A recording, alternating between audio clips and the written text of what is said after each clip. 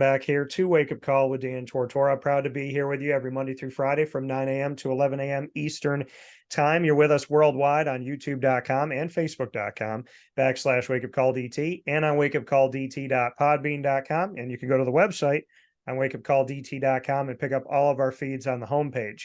I am picture in picture with the Big South Commissioner, Sherika Montgomery, here with me today. And Sherika, I told you off the air, I love the Big South logo. I love the smile. We're many miles apart right now, but I'm feeling a very positive, warm vibe right now. I mean, is it safe to? I mean, like I'll put on the big. Can we make that happen? I snap my fingers and there's a Big South that I'm wearing the shirt here in the studio. How are? You may not be able to snap your fingers and make it happen, but if you give me time to get something in the mail, I'll make sure we get that accomplished. So very soon. But thank you so much. I'm also receiving that positive vibe, and I'm excited to be with you and honored and look forward to our discussion today. Yeah, and I love, when it comes to leadership and opportunity, you have this opportunity to lead this conference, and there's so many different things that I'd love to discuss today. But to you, first and foremost, to be a leader means something to everybody. What does it mean to you? How would you define leadership?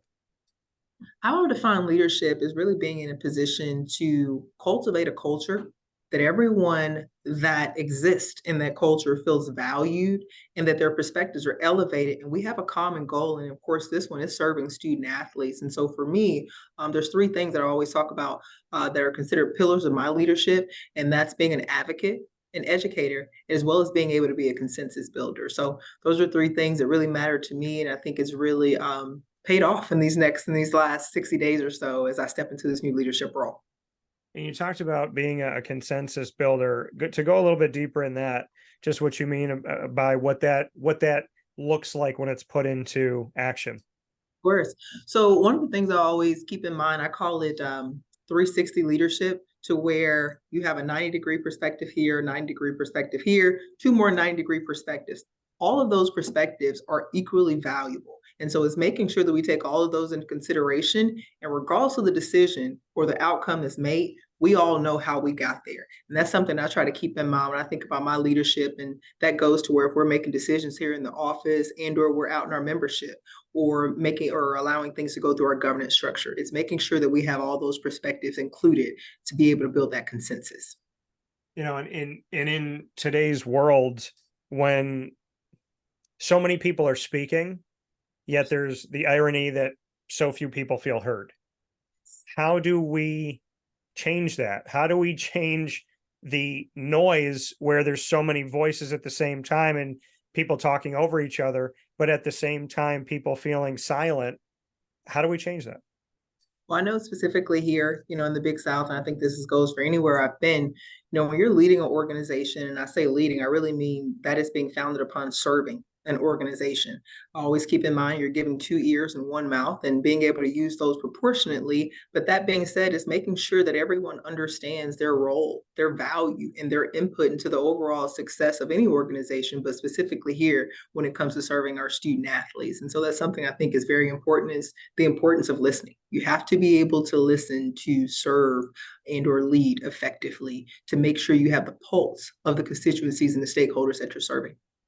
Yeah, you talked about that, to be proportionate to what you have, 2 ears and 1 mouth, right? You should be listening twice as much as you're speaking, but that's not the case in a lot of places. So when you are sitting at the table and you are speaking with your institutions, what have you learned from listening? Of course. I think the importance of understanding that while we have 9 amazing member institutions, we also have 9 diverse member institutions. But instead of focusing on maybe some of our differences, the commonalities and really what makes us strong and really what makes us unique as a conference, and being able to come together based on those core values, while at the same time allowing all of our member institutions to really still have that sense of identity, but knowing those 9 sense of identities, that's really what makes up the Big South Conference, as well as what we value, which is essentially providing that holistic experience for our student athletes. And you speak about the 9 at Charleston, Southern, Gardner Webb, High Point, Longwood, Presbyterian, Radford, UNC Asheville, USC Upstate, and Winthrop. with those being your full members, when you think about them and you hear those names, what comes to mind in how you would describe essentially what this membership truly is? I'll say two things initially. One of the things I actually just shared with our student athletes here this past weekend is we talk about being Big South made. During my time when I was a student athlete in the Big South, our tagline was developing leaders through athletics. And that's exactly what I feel our member institutions do. We're in a position that we're able to impact and ensure our student athletes are successful personally, first and foremost, then athletically, and then then academically, and then athletically. And so really just thinking about the level of intentionality when it comes to providing that holistic student athlete experience. And that's something that being a former student athlete in this conference that I can personally speak to that has been a priority for several decades. And when everyone's kind of looking for an identity, right? And we're seeing this musical chairs of realignment and reclassification, the identity of this conference, are you seeking to clarify that even more? Do you feel like it's clear? How do you see the Big South? Yes, well, I think several years ago, and I know you commented on our logo. It's probably been about 7, 8 years ago. We went through a rebranding, and this was what I would call a very inside-out approach. I was in the conference office during that time, but this was really a year-long listening tour. Us being able to speak to student athletes, community members, coaches, you name it, our administrators, our leaders, and really identifying who we were. And I just gave you one of our taglines, which is being Big South made, and talking about how it's where the heart is and things of that nature. That's who we is. That's who we are. That's the identity of this conference, is being able to make sure that we're providing those optimal student athlete experiences so our student athletes are competing at the highest level without sacrificing those two things that I spoke about earlier. And that's, of course, their personal success as well as their academic success. And currently, while we're at 9 member institutions, I think one of the things that we have going for us, and while expansion is always, as you just noted, something that is on the forefront, we feel very stable and strong in our membership. And of course, we are from a location standpoint in North Carolina, South Carolina, and Virginia, but being able to use that as a strength for our membership and our student athletes when it comes to scheduling and competition, as well as the competition outside of our conference. I feel like we're in a really premier area for that quality competition. And you spoke about here with Sherika Montgomery, the Big South Commissioner on Wake Up Call with Dan Tortora in our Commissioner Corner series.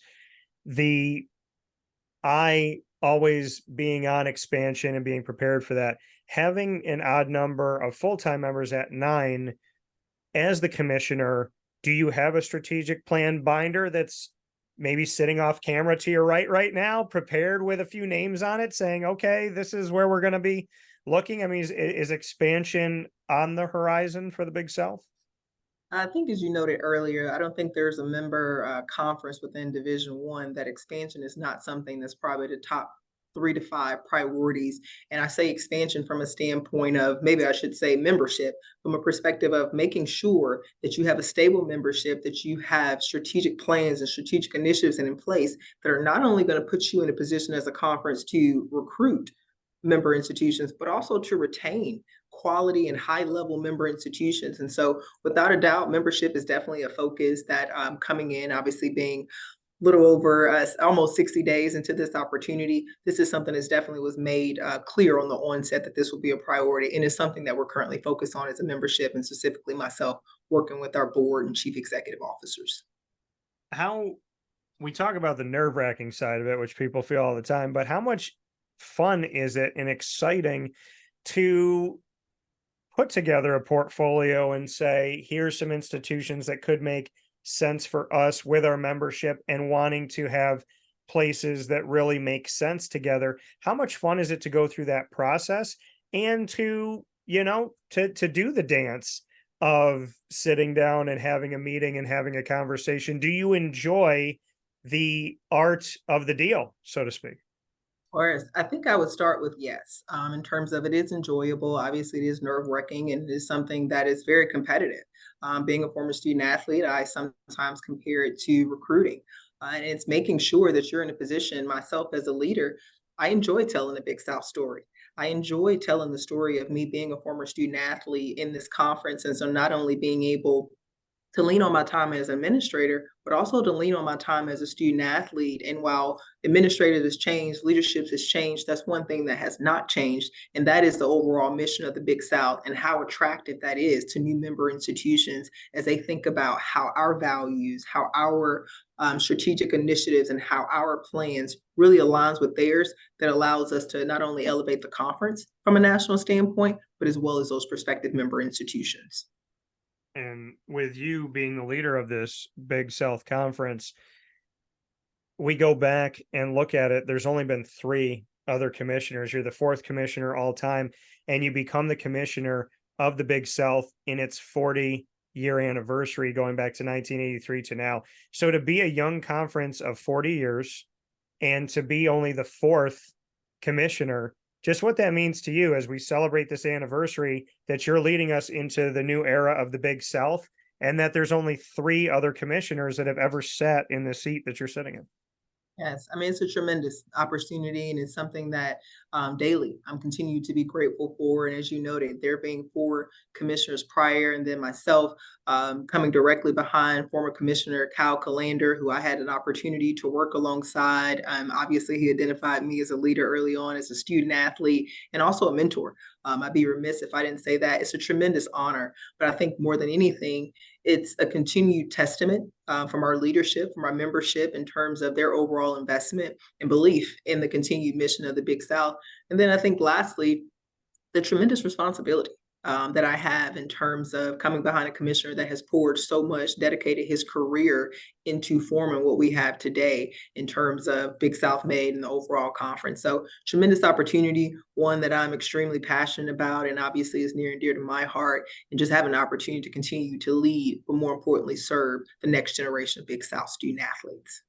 Yeah, and you talk about your time, as a student athlete in women's basketball, connection to the Big South, then working on the staff from 2010 to 2017. We've also seen you in the Missouri Valley Conference, and we've seen you in the Summit League, and we've seen you in the NCAA as well. When we look at the Assistant Director of Enforcement for Investigations and Processing for the NCAA, when you look at the road that you've taken as a student athlete, and then in the Big South, the Missouri Valley, the Summit League, and the NCAA, what has all of this brought to you as far as knowledge and wisdom of student athletes, as well as following rules, going through process? I mean, there's so many different layers of what you can use in your wheelhouse as a leader, that I would love for you to kind of dig into this lasagna, so to speak, and share. I'm so hungry in the studio right now, so I'm just going to make a lot of food analogies, but I would love to get your thoughts on what all of this does to bring you to where you are today. Yes, well, I think first and foremost, it just provides a wealth, just a plethora of knowledge from so many different levels. I sometimes say jokingly, but actually it's true, having stepped off of a basketball court directly into a conference office, and about 80% of my career being on the conference level, the level really gave me an opportunity to understand the inner workings of intercollegiate athletics holistic. You take out the campus and the conference and even the NCAA and the national level, but just overall our enterprise. And that was one of the things early on in my career, not having a time limit on it or not having a quote unquote destination, knowing that it's a journey, but just the value of being able to serve and lead on all three levels, but being able to see how that directly impacted the student athletes. And so, for example, obviously being on the conference level, some people think it's specifically about championships. It's so much more than that. It's really, to what I talked about earlier, being an advocate, being an educator, as well as being a consensus builder when it comes to those decision making from policies, procedures, championships, you name it. It's how you bring core group of member institutions together and along to achieve an overall goal. Having an opportunity to serve at the national office, I share with people all the time. That is one that I still think to this day has just continued to be one of the most beneficial opportunities of my career. I worked alongside Vice President John Duncan, or worked for him, I should say, and just a tremendous leader, and being able to just glean from his wisdom, glean from his leadership. And obviously, enforcement is an area that I'm very proud to have had an opportunity to serve in, but also knowing the high stakes and the level of expectations and just how important that process is within the NCAA. And then I think you may have mentioned, but I had an opportunity to work at Winthrop University for a little over 2 academic years. And so, once again, serving directly close to our member institutions. And in that role, it's one that has always stuck with me as I've navigated my career. I was associate athletic director for student success. And essentially, my job was to make sure our student athletes were in a position to be successful personally, academically, and athletically. But that came by really having a pulse on the student athlete experience, on the student athlete perspective, and on the student athletes just overall experience that they were having on campus. And so being able to take all of those experiences over the last 13 years, it's been invaluable that I think has really prepared me for the opportunity that I've had, that I'm having today in leading the Big South Conference. Well, we're seeing, Sherika, going through your history, that you were at the college university level to the larger conference level to the NCAA, that you've seen so many different pieces of this. You've seen it from the university standpoint to the standpoint of a conference that is over an office that's overseeing a bunch of institutions to the NCAA that oversees it all. You've been Yes. at the top of the mountain with the NCAA, and you've been able to look out amongst the landscape from the inside out. Yes. Not a lot of people can speak to that. A lot of Yes. people have opinions on the NCAA and governance and things that go on. What Yes. can you say you took from being on the top of the mountain and looking out over all of collegiate athletics? I think first and foremost is the responsibility and honor. First and foremost, to serve not only Division One member institutions, but over 1,100 member institutions, Divisions 1, 2, and 3. And so, really being able to see intercollegiate athletics as a whole. We talk about the blue disc, being able to see it holistically through all of our divisions. But one thing that I've always kept in mind at every level is there's one thing that's always the same as consistency. And that is the priority, being focused on student athletes. And as someone who's had the opportunity to serve at the national office, that is something that is unequivocally the priority in everything we do, regardless of what department you serve in, whether it's regulatory affairs, championships, finance, you name it. Student athletes are at the center of everything we do. But I think having an opportunity to do that, to your point, from a national level, really opened my eyes to a myriad of things. But going back to never losing sight of the constituency groups that you're serving, not only the student athletes, but also the coaches, as well as the administrators, and making sure everyone's involved. And I think the last thing, I'll kind of add there is, my background's in governance and compliance. And so that is something that I value. And, with the myriad of things going on today, I was just sharing with our staff earlier, the importance of being engaged. I think that's also what my time at the national office shared with me is, being at the national office and there's so many things going on and you meet coaches and administrators and different individuals and they all have opinions and things that are going on, but it's more of making sure that they're engaged in the governance process in a meaningful way. One of the things that I always said when I was there and had an opportunity to serve as liaison to the women's basketball student athlete engagement group, who better to opine on the student athlete experience than the student athletes themselves. And so that's something that I value specifically during my time at the national office, but that hasn't changed during my time on the conference level and or when I was on campus. Yeah, no, and I appreciate everything that you're sharing, because you're giving us so many angles and a place inside of everything. And like you said, Division 1, 2, and 3 here with Sherika Montgomery, the Big South Commissioner, in our Commissioner Corner series on Wake Up Call with Dan Tortora. We're going to play something called Rapid Fire in just a little bit. Okay. And that's going to allow you and I to put each other on the hot seat. It could be about sports, could be about anything. But Okay. before we go there, speaking of the hot seat, this isn't a big thing. It's, probably arbitrary at this point. I'm being facetious for people that don't know sarcasm. But name, image, and likeness, transfer portal. You have, like you said, worked inside of the national office for the NCAA. Name, image, and likeness, pay for play. It's not supposed to be that. We're not supposed to see people go into the transfer portal that are being offered money outside of it, saying, hey, if you jump in the portal, there's 50 grand waiting for you. So there's parameters that are not in place. There's states doing different things. There's no complete blanket policies. We feel very confused. When this all started, I said I had more questions than answers. A couple of years later, I have more questions than answers. So how do we get a hold of this thing, and how do we utilize name, image, and likeness in the transfer portal to serve the student athlete while not hurting the institution, the fan, or the community? Because there's good in here, but there's a lot of crumbled up papers to kind of work through in order for us to see what's underneath all this. I feel like we're digging for gold, and in order for to dig for gold, we got to get our hands really dirty. And the process has made a lot of things dirty and mucky. And I'd love to clean up this nugget that we find in the ground and polish it off and put it on the mantle. How do we do it?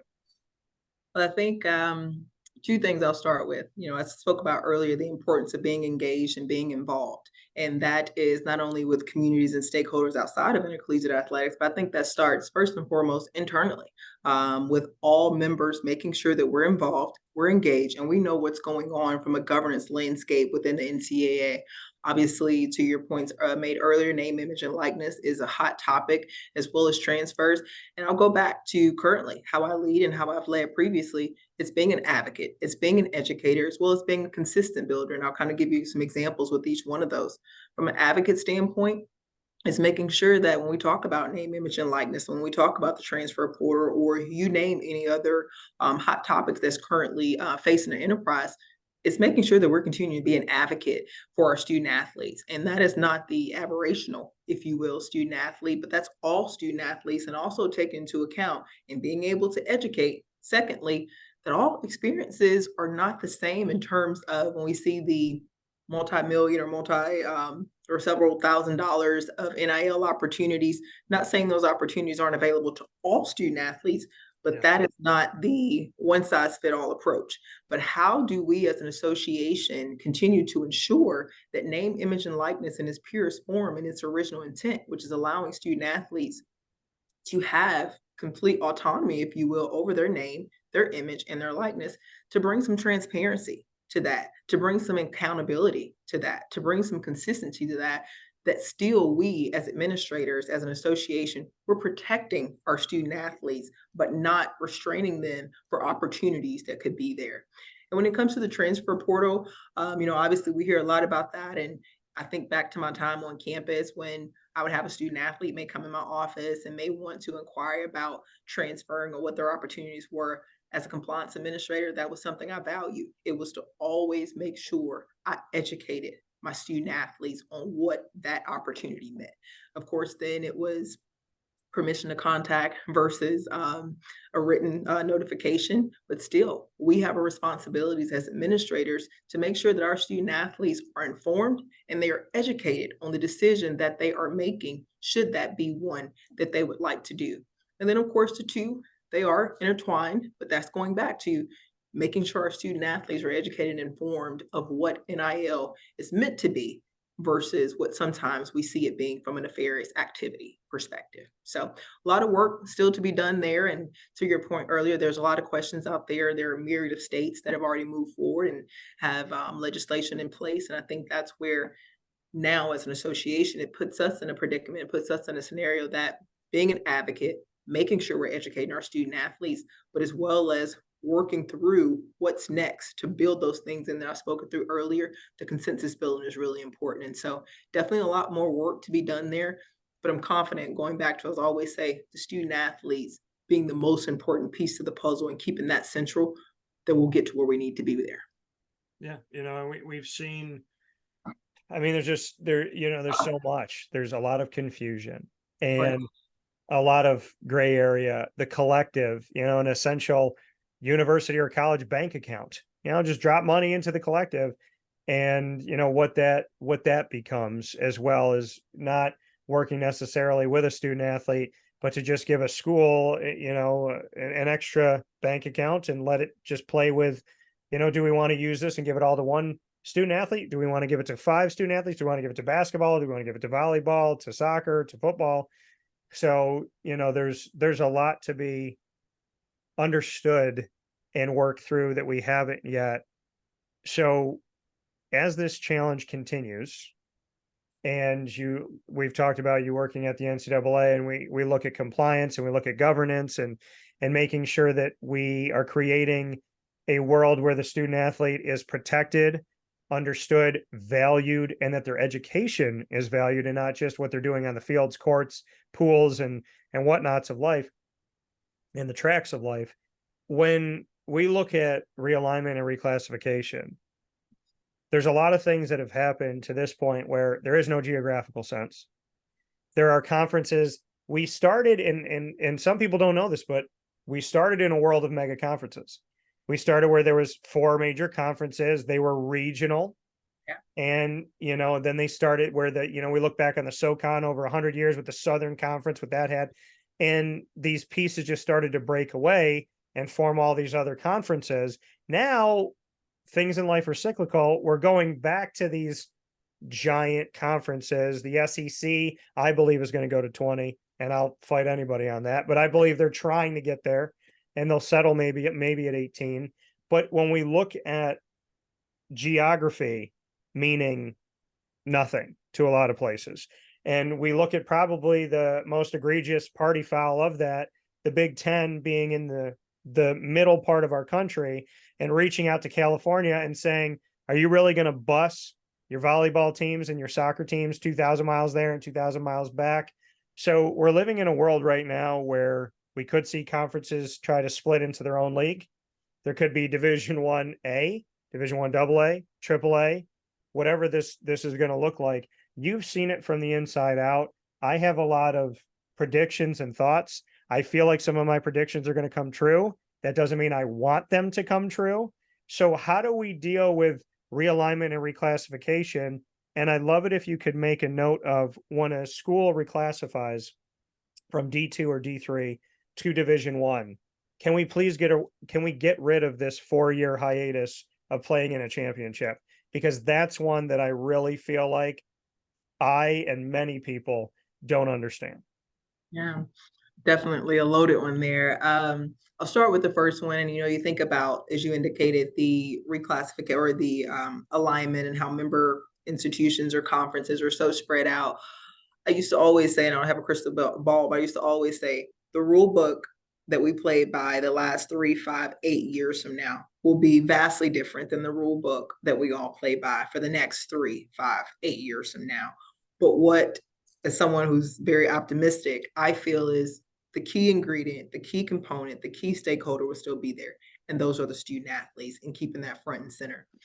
When it comes to membership realignment, and of course, not to speak for any other conference, with the exception of the Big South Conference, but also been a part of others, all of those things are taken into consideration in terms of the impact on the overall student athlete well-being. And to your point, when you do have a member institution, I'll just use, if we had someone that went outside a specific demographic in terms of miles, Yeah. likely member institutions and member conferences, they're not busing those respective programs, whereas they are more so strategically planning for how they would now do that very differently. And so that goes back to making sure that those decisions are very methodical, very strategic, and taking those things in mind, that if you're in a conference where you previously could get to where you need to be at the longest 4 hours away, and now you're 12 hours on a bus, well, now from a budget standpoint, that's going to be heavily impacted because now we have commercial indoor charter planes. And so all of those decisions are always being taken into account there. And when you talk about reclassification from Divisions 2, Indoor 3 to Division 1,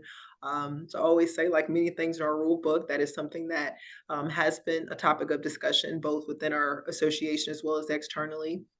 And if I'm not mistaken, I think that is something that's currently being contemplated.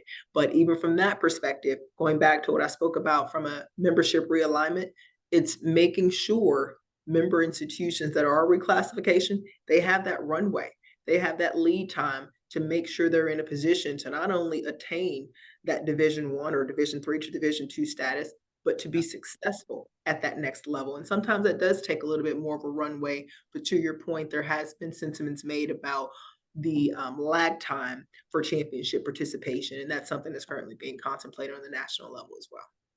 Yeah, I know it's out there. That's why I asked. Yes, I was agree. I was hoping that we get some things moved here for student athletes, because you talk about it always goes back the enterprise should always go back to the student athlete. And when we talk about mental health and experience, and I mean, just literally, I mean, this is the only time they're going to get to do this. So when we talk about taking years away from them, opportunities away from them, affecting their mental health and making them feel like there isn't any equality in an even playing field, that's where I think we run into a dangerous ground. And I think, when you were growing up, when I was growing up, mental health, there wasn't a conversation. There was get over it, stop being weak, stop, caring about this stuff. It doesn't matter. I mean, people would just look you in the eye and say, well, just knock it off. Yeah. And nowadays, there's an emphasis on mental health that should have always been there. And there should be parameters in place to help people. We live in a world where everybody's got an opinion. Most of those opinions come from people that are very ignorant, naive to the situation. How many times somebody has an opinion and you're like, well, did you ever go to that conference? No. Did you ever watch a game? No. Do you know anything about the sport? Not really. I mean, people commenting on movie trailers of movies they're never going to see. So in a world where everyone has an opinion, but many people do not have knowledge or wisdom to the actual topic that they're having an opinion about, how do we take care of mental health when bullying happens 24/7, social media is nonstop, and there are so many media outlets, and I use quotation marks because a lot of these people spreading information are spreading misinformation. Of course. I think the one word I would start with is prioritization. I think that's how we focus on the mental health of our student athletes. And I think many institutions have been doing that for years. But even here recently, when you think about some of the changes that have happened on the national level, mental health has been one of many when it comes to the overall well being of our student athlete that has been prioritized and even more so legislated from a specific standard of care, if you will. But I think what you were speaking about earlier is just when I think about the student athlete experience, I oftentimes say being a student athlete, it is a personal laboratory for development. The transferable skill sets that you are able to hone, obtain, really be able to expand as a student athlete, those are skill sets that individuals be using not just for the next 4, but the next 40 years. But also thinking about in this day and age, as you spoke about the impact of social media, sports wagering, sports betting, a myriad of things that are out there impacting. And that's where making sure our student athletes are educated and informed on the resources that are provided to them and that are available to them. And both within this conference as well as outside this conference, I know many coaches are prioritizing that from a program standpoint. Not only are athletic departments supporting that and universities, but also head coaches and programs are really making sure that they prioritize the overall health and well-being. And then I'd be remiss, we talk about student athletes, their voice. The student athlete voice and the student athlete perspective is higher and louder than ever. This past weekend, I had an opportunity to spend time with almost 45 Big South student athletes during our annual leadership conference. And to your point, the things that we focused on had nothing to do with their success on the court, nothing to do with their success in the classroom. This was focused purely on their overall development as people. Personally, and mental health was one of those things, but also being able to use those skill sets when they left that leadership conference and they're able to go back on their respective campus. And so that was a long-winded way of saying it has to be prioritized. It has to be something that matters. And I think from the recent discussions and just the direction that we've moved in recent years, not just the last month or two, that is something that's definitely being prioritized across many campuses. Well, it's good to hear, and I hope it continues. Here with Sherika Montgomery, the Big South Commissioner. We're now going to play rapid fire in this Commissioner Corner series continuation as we go around the country. Here with the Big South today on Wake Up Call with Dan Tortora.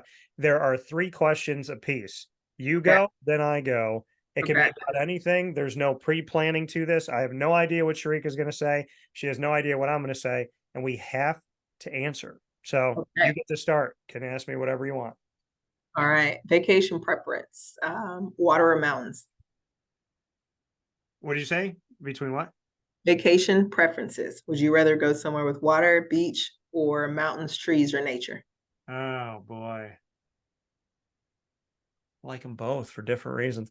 If I had to choose, I'd probably say water because I feel like I was born in Atlantis. I'm pretty confident that most people think that I'm a fish because of my ability to breathe. I can breathe longer underwater than above. Don't know Wow. how. Wow. I swim underwater a lot, stay in pools all day, and I eat seafood. So I think Jason Momoa is probably going to have to move over a little bit when they find a new Aquaman. I think I have a job to do. So, Hey, we heard it here first. yes, you heard it here first. So they had to put some fake tattoos because I don't have any tattoos, but I have to put some fake ones on there. Give me some like rock looking Samoan. I don't know, whatever the rock does on the one side, he knows what he's doing. He's a smart guy. So, okay, my first question. All right, Sharika, let's go to movies. If you could live inside of a movie world, what movie would you choose to live in, and what character would you be? Wow, that's a really hard one. Okay, maybe not. Don't judge me. I would say Avatar. Okay. Avatar, which I say the original, I think there's been discussions about a new one coming out, but Avatar came out in 2009, and I remember that was one of the movies that me and several of my teammates went to. And I mean, character-wise, I won't say one of them, but it's just being an avatar. One, because one of my closest teammates, she was 6'5", and so I think we kind of related from being very tall. But it was just when you think about the world in terms of everything that was going on and just very intertwined in the nature, and so the spiritual, the soul aspect of it. So I would go Avatar. I like that answer. One of the best rides at Walt Disney World is Flight of Passage. So definitely down in Orlando, Florida. If y'all haven't been there, you need to go. But no, I could second Avatar because I have a lot of respect.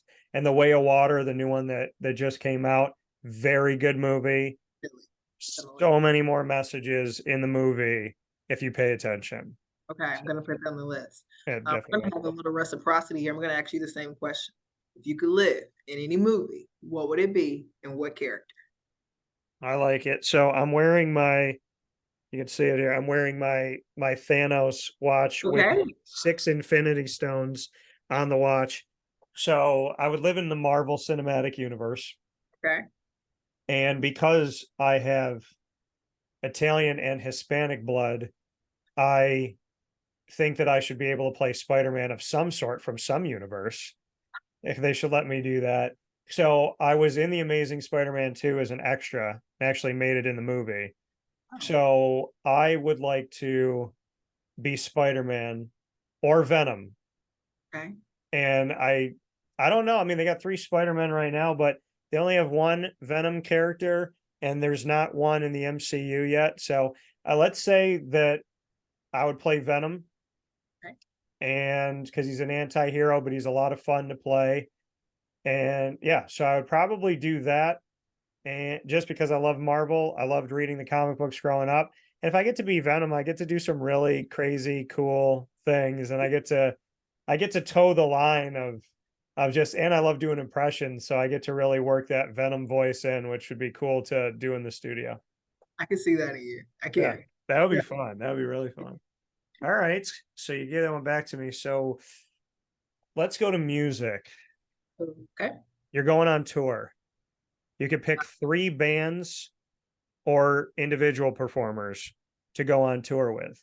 Who are you going on tour with, and why?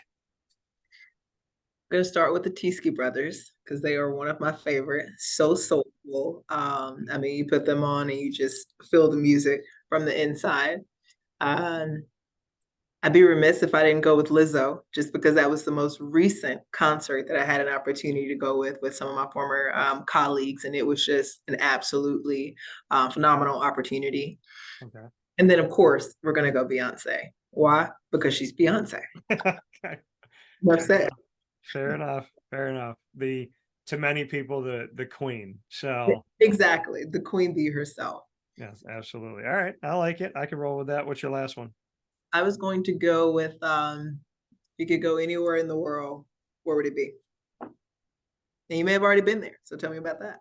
But Yeah. If I go anywhere in the world. So I normally say Italy and Spain to see my family. So I'll pick something else. If I could go anywhere in the world, I'm a firm believer that I have strong faith, believe in God. Center of everything I do is God. I'm nothing without him. So I would say having my faith as my focus and the belief that I can interview anyone. I don't believe there's anybody that I can't sit down with. I would want to tour the world, and I would want to sit down with the leaders of the countries around the world, big and small, so that I can really gauge who they are, why they are, and what their plan is and why they're doing what they're doing. Because I really do believe that my honesty, my faith, and the way that I approach helps people feel comfortable. And I think that I could provide a story from these leaders that would be different than what you've seen before. And instead of saying we hate this place or we love this place or we don't know this place, but this is what we're told, I want to actually sit and say, no, I've been here and I've sat there and I toured the area and I can tell you why they think what they think. So yeah, I mean, I'm a sponge to learn, to gain wisdom and knowledge, and I would love to tour the world and be the broadcaster that gets to make the world a really small place that starts to do away with ignorance and naivete and starts to turn toward knowledge, wisdom, and understanding. Wow, that was a phenomenal answer. Thank you for sharing that. Thank you. Absolutely. And now it's like that. Let's go. So Mic make it drop. happen. Put it into the put it into the world. My last question for you, Sherika, is okay. So we're going to stay with leadership because I Right. want to hear this. And like I said, I appreciate the vibe that I'm getting from you. So I'm going to put you as the president of the United States. You've just been elected in 2024. I want to know who your vice president is and why. And I want to know your first act as president. We'll go with my first act first. Okay. And I could think really hard about who my vice president would be. Many people have heard me say this. I actually just said in a staff meeting today. It would be whether it's a campaign, law, legislation, of the importance of voting, the importance of being involved, the importance of being engaged. And because you just used the example of the presidential election, I oftentimes say that not being involved in any governance structure, but obviously from NCAA standpoint, it's like voting every 4 years during the president election and expecting to feel an impact on the local level. Yeah. And that just goes back to the importance of making sure that as citizens, me being the president, that there's a level of engagement and involvement, education, elevation of perspectives at all levels, local, state, federal, throughout. Vice president, that's a really hard one. I work with so many phenomenal leaders. I probably shouldn't, I'm not going to say a name, but I would definitely say one of the leaders that I've worked for previously, obviously that you have, you've shared my resume in terms of my time at the Big South, my time at Winthrop University, the Valley, the NCAA, as well as the Summit League.